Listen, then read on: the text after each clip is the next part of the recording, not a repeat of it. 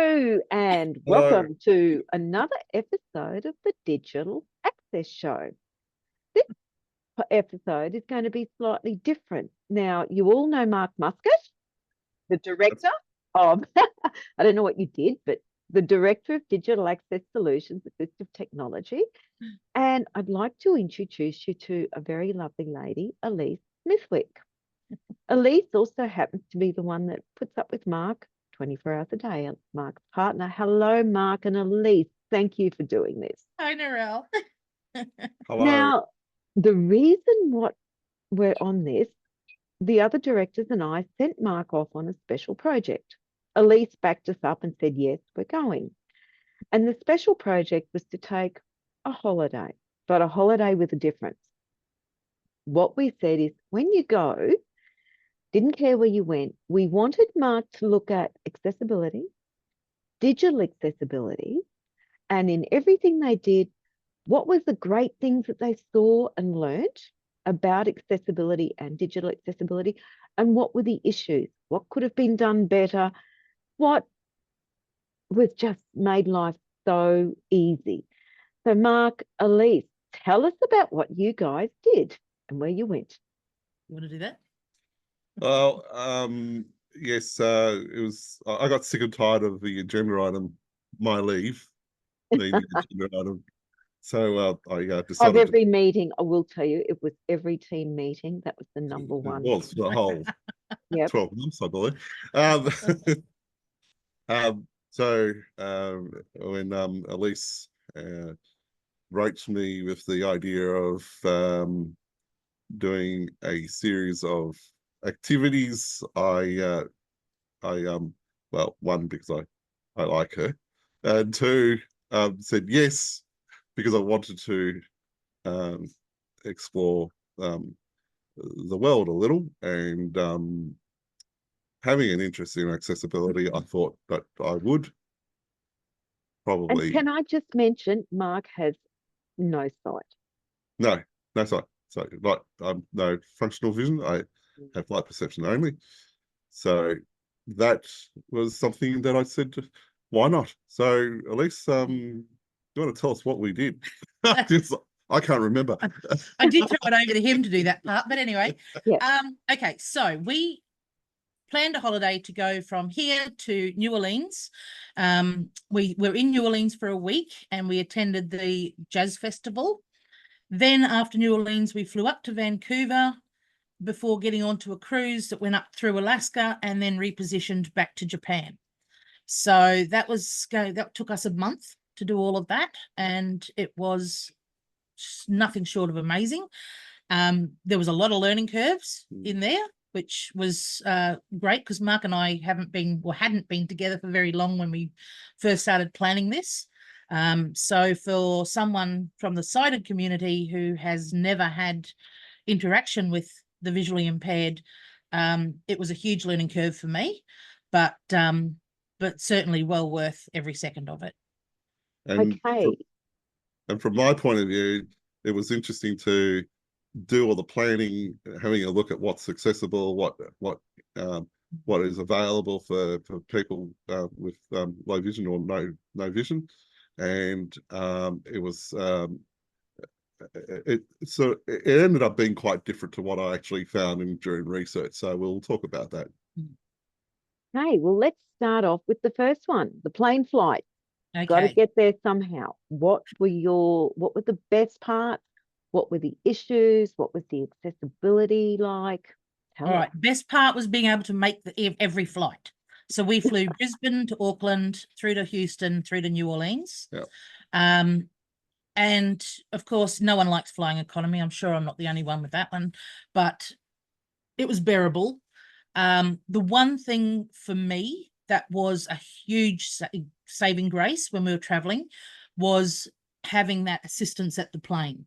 We had the option of getting it in Brisbane. We didn't need it. Mark's quite capable of walking, and I was able to lead him through. That was no problem. But it was when we got to the other international airports, especially the big one like Houston, to have someone there to help us to get from one gate to another, across the terminal to a different terminal, all that kind of thing, was a huge saving grace. Even if Mark hadn't been there, you know, it would have been a huge advantage for me, but because they know where they're going. But walking with Mark walks a lot slower than me, obviously, because it's unfamiliar territory, and I understand that.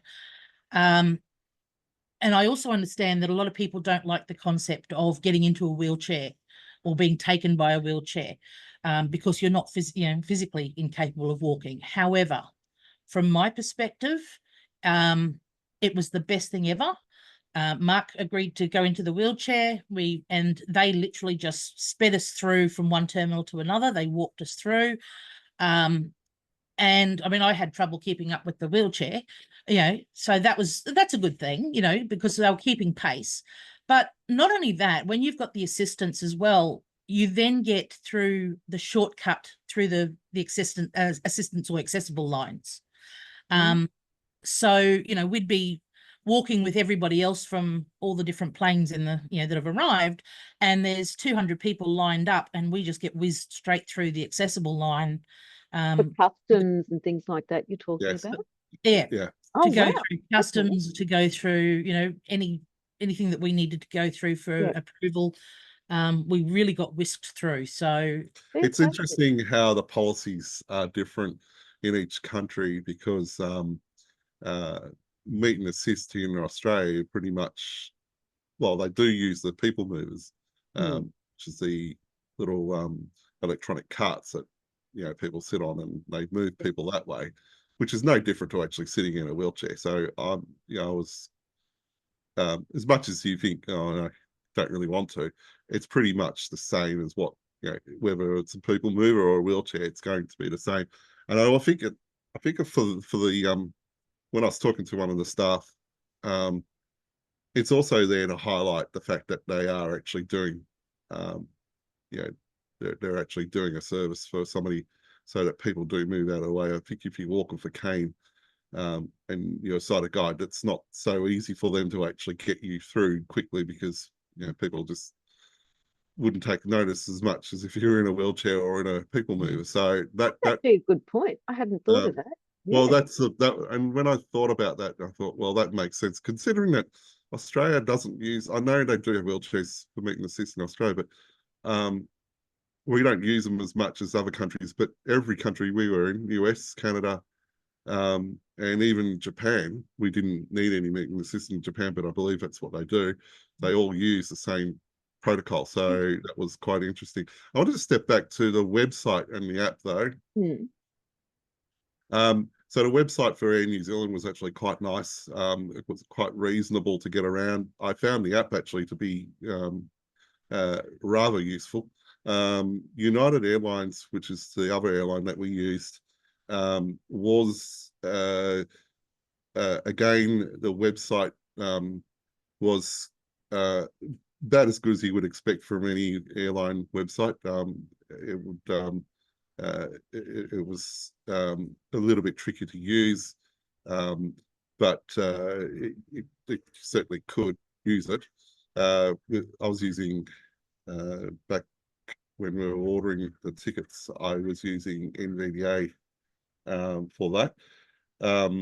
And when we were doing the research for the flights, etc., I found a lot of the websites weren't accessible. They were very clunky to use. They were very difficult. So using the actual airline sites was the best, and some of them weren't really that consistent, which is disappointing. It's a sector that needs to be seriously spoken to, or some way, you know, conveyed to, that accessibility is important, because we all have to travel from one place to another. Hotels, we used booking.com, which is fairly useful. It's again, there's some accessibility issues with booking.com, but everyone probably would experience that. And we use the the IHG website, which is the website for the Holiday Inn branded hotels. Mm. But in the end, we actually ended up ringing them and making the booking for the Holiday Inn that we stayed at. So that sort of indicates how inaccessible that website was. Is there anything else? So when we arrived at New Orleans, we got an Uber Yep. purely for financial reasons. It was just as easy. Well, it was at 8 o'clock at night. It was easier to get into an Uber and get into town than try and navigate the bus systems at that time. And we're tired. And we were tired. And then, of course, we went to the New Orleans Jazz Festival. Yeah. We organised the tickets for that online. And Mark did a lot of homework and got in touch with the accessibility side. Do you want to talk about that? So the Jazz Festival has a an accessibility officer, and I'd suggest that you might want to get her on one of the podcast episodes. Her name is Natalie, and she did an excellent job. So the app for the Jazz Festival was very accessible. The website wasn't too bad. I found it to be somewhat informative. I wasn't too happy about the ticketing because the ticketing was done for a third party. I think, Illese, you ended up having to buy those. Yeah. So yeah, I fed that back. So they're hopefully they'll look at that next year and make sure that that's more accessible for us. But her role is more than that. Her role is to also provide information and also assist with getting support for people with various impairments. And for us, that meant that we could have, and we took this up, an orientation and mobility session around the actual grounds, not during the actual jazz festival, but it was actually the day before. Yes. And that was actually very, very good, useful. Now, I've been to the Blues Fest in Byron Bay for the last in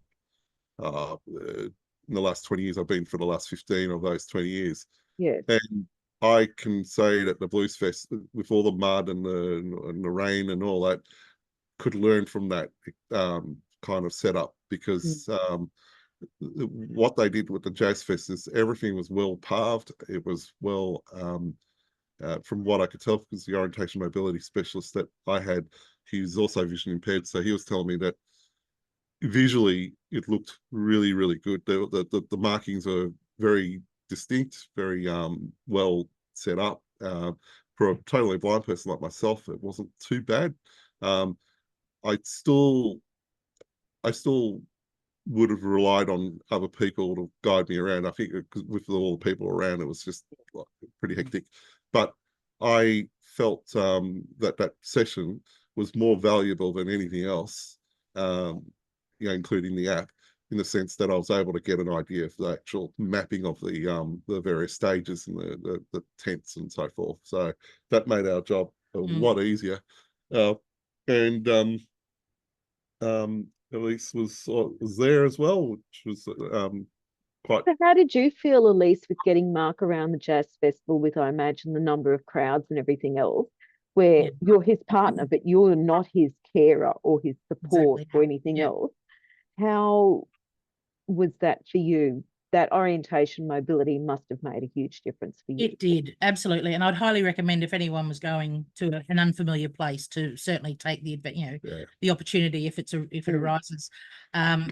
Being there and seeing the place beforehand, knowing that there were accessible stages for people to, or disability stages for people to access, special toilets and special codes for those toilets, just added to the experience and made it so much easier when we were there.